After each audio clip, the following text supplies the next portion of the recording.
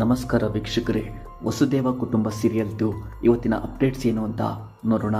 First ಸೀನಲ್ಲಿ Swati ಎಲ್ಲೋಗಿದ್ದಾಳೆ ಅಂತ ಹುಡ್ಕೊಂಡು ವಂಶಿ ಸರೋಜ ಮನೆ ಹತ್ರ ಬರ್ತಾನೆ.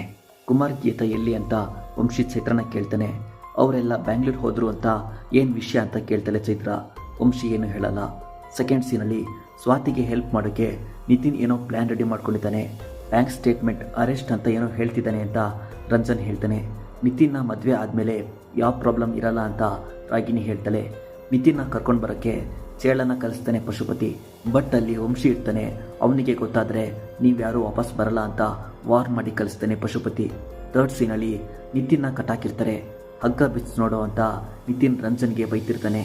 ಬ್ಯಾಂಕ್ ಸ್ಟೇಟ್ಮೆಂಟ್ ತೆಗಿಸ್ತೀನಿ ಅಂತ ಹೆದರ್ಕೊಂಡಿದ್ದಾನ ಪಶುಪತಿ ಅಂತ ನಿತಿನ್ ಹತ್ತಿರ್ತಾನೆ. ವಿಷಯ ಬೇರೆನೇ ಇದೆ, ಅಲ್ಲಿವರೆಗೂ ರಿಲ್ಯಾಕ್ಸ್ ಮಾಡು ಅಂತ ರಂಜನ್ ಹೇಳ್ತಾನೆ. ರಾಗಿಣಿ ನಿತಿನ ಮದುವೆ ಆಗಬೇಕು ಅಂತ ಹೇಳಿದ್ಕೆ ನಿತಿನ್ ಜೊತೆ ರಾಗಿಣಿ ಮದುವೆ ಮಾಡ್ಸೋಕ್ಕೆ ಪಶುಪತಿ ಮಾಡಿರೋ ಪ್ಲ್ಯಾನ್ ಆಗಿರುತ್ತೆ.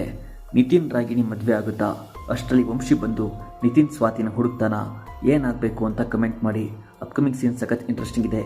ಇದೇ ಥರದ ರಿವ್ಯೂಸ್ಗೆ ಈ ಚಾನಲ್ ಸಬ್ಸ್ಕ್ರೈಬ್ ಮಾಡಿ. ನಮಸ್ಕಾರ.